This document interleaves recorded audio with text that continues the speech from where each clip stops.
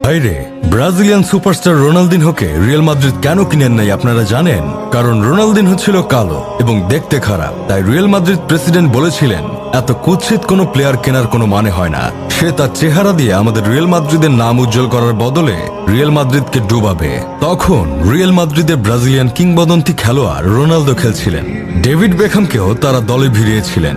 শুধুমাত্র চেহারা খারাপ বলে রোনালদিনহোকে কেনেননি রিয়াল মাদ্রিদ প্রেসিডেন্ট। তখন বার্সেলোনা ম্যানচেস্টার ইউনাইটেডকে পিছনে ফেলে রোনালদিনহোকে দলে নিয়ে আসেন। তারপর বার্সার হয়ে মাঠে নেমে রিয়াল মাদ্রিদকেই ডুবিয়ে দিছিল এই কালো ছেলেটা।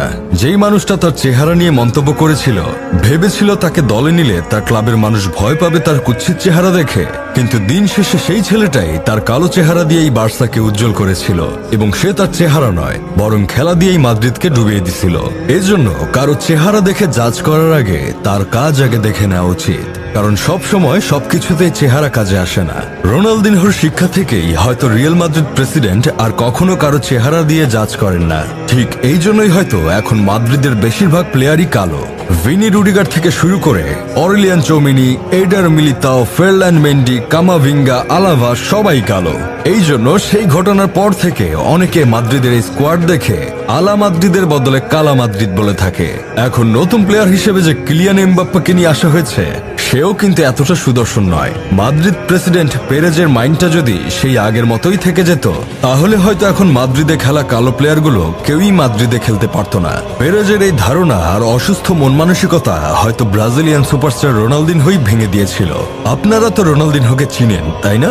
90 দশকের মানুষের তো তাকে আরো ভালো করে চেনার কথা। তার ফুটবল নিয়ে ছেলে খেলা করার একটা অভ্যাস ছিল।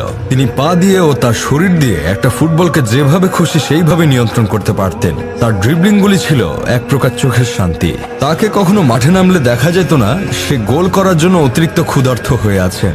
তার ইচ্ছেটাই যেন ছিল সে মাঠে নেমে একটা ফুটবলকে যেভাবে খুশি সেইভাবে কন্ট্রোল করবে। তাকে অনেকে মেসি শিক্ষাগুরুও মনে করে, কারণ ছোটবেলায় মেসি যখন বার্সাতে খেলছিল তখন রোনালদিনহো সেখানে পরিদর্শন করতে গিয়ে মেসি ছোটবেলার খেলা দেখে মুগ্ধ হয়ে গেছিলেন। তারপর সে মেসিকে ট্রেন করছিলেন। এমনই বার্সার মূল দলে মেসিকে নিয়ে আসার পর মেসির প্রথম গোলটার অ্যাসিস্টও যে এই রোনালদিনহোই করেছিলেন। তাদের এই ভালোবাসা এখনো টিকে আছে। মেসি যদি এখনো রোনালদিনহোকে দেখেন তাহলে জড়িয়ে ধরতে একবারও ভুল করেন না। একজন ব্রাজিলিয়ান ফুটবলার হওয়ার পরেও আর্জেন্টিনা ফ্যান অনেক মানুষই এসব কারণেই রোনালদিনহোকে বেশি পছন্দ করে।